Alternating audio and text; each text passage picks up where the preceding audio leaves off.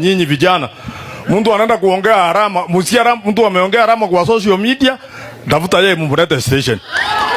Bwana CS, you must give me justice. Kwa sababu watu wananitusi. Sasa hivi vijana wakikamata huyu mtu wamleta hapa, si pia tutatafutia yeye kwa sababu sasa nyinyi mmekataa kunisaidia. OCS hawakamati hiyo watu. Mbona hawakamati hao na raia, unaona sasa wanaanza kusema wakamata. Lakini tusaidiane. Kwa sababu mimi siwezi kukubali pia. Unajua watu wengi wananiona wanaona mimi ni mtu. Mimi si mtu hivyo hivyo vile mnaona.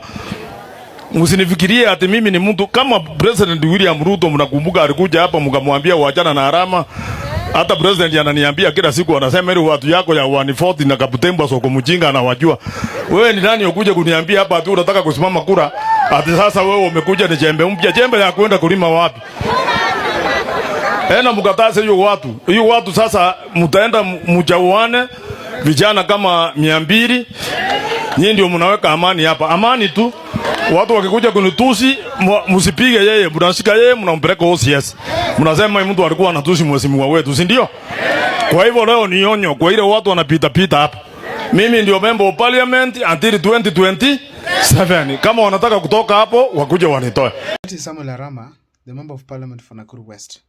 This is a third time member of parliament, someone who is experienced in politics, particularly on that particular seat of a member of parliament. Now, Samuel Arama, let me tell you briefly about him. This is a gentleman whose academic background is questionable. People don't know where they finished school and such things. So probably this comes with a lot of responsibility, being an MP. You are a public figure and someone who should always say something that makes sense to people and most importantly, upholds the sense of unity within a community. Now, you've heard clearly from Samuel Arama. He has really indicated very well that he's planning to use goons to attack or maybe to go and reach out or maybe arrest those who criticize him. Probably those aspirants who are planning to become member of parliament at Nakuru West and many others who could be criticizing Samuel Arama. Now, up to this level, it is clear that nobody has arrested him.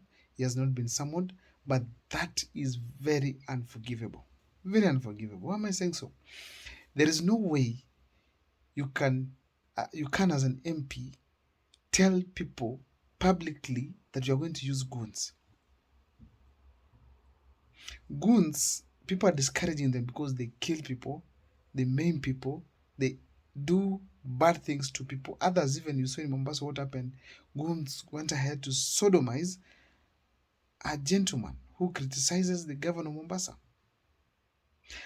Up to that level, then you come and tell me that an MP has the audacity to speak in front of the cameras and his electorate, telling that whoever is going to criticize me is going to be attacked by youths. In a nutshell, it actually even gave the number of about 200 who will be silencing anybody who will be criticizing him. He replaced criticizing with abusing. Now, up to this level, is that where we are heading as a country?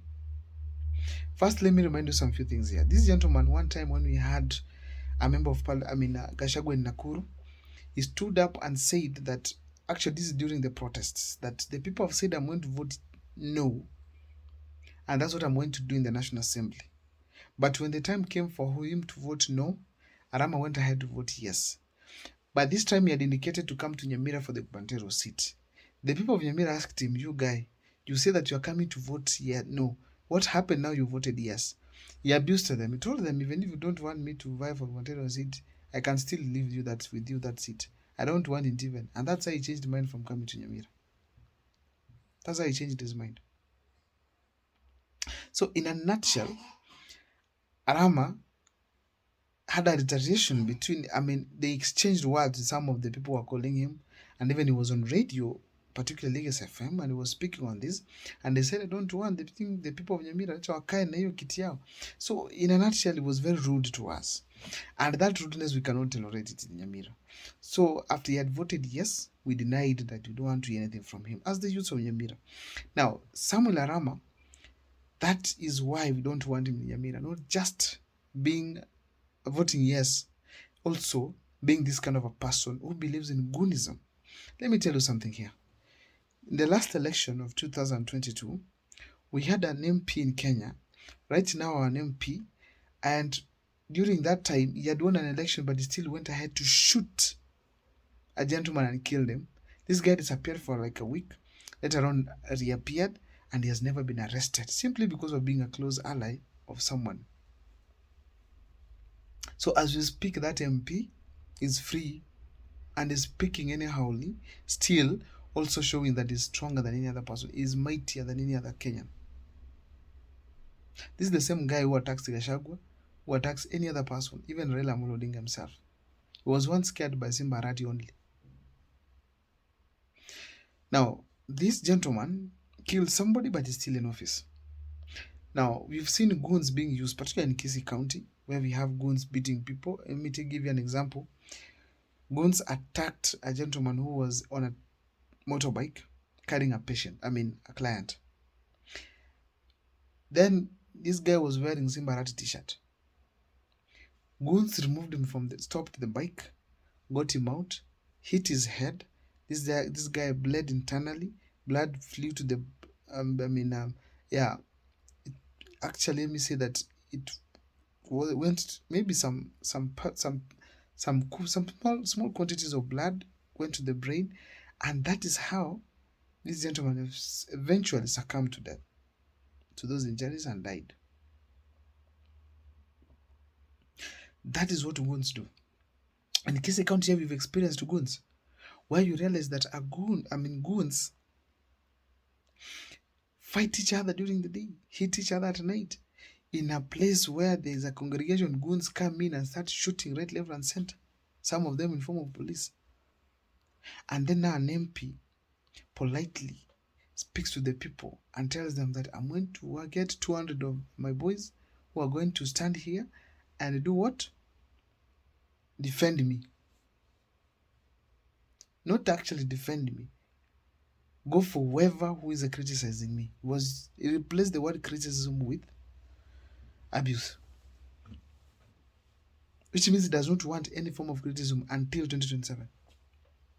That's the politics we have right now in the country. And this guy was proudly speaking that is tough. Which country is that we are talking about here? What is the difference from what Arama is saying with what Simba Arati is doing in Kisii County and Osoro?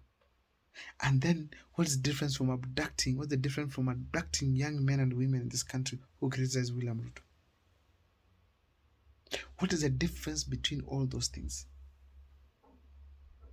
The same thing. Now it has been set an example from above that now you can also now organize your own goons to take care of you. One touching thing about this event that this gentleman was speaking about this, the OCS was there.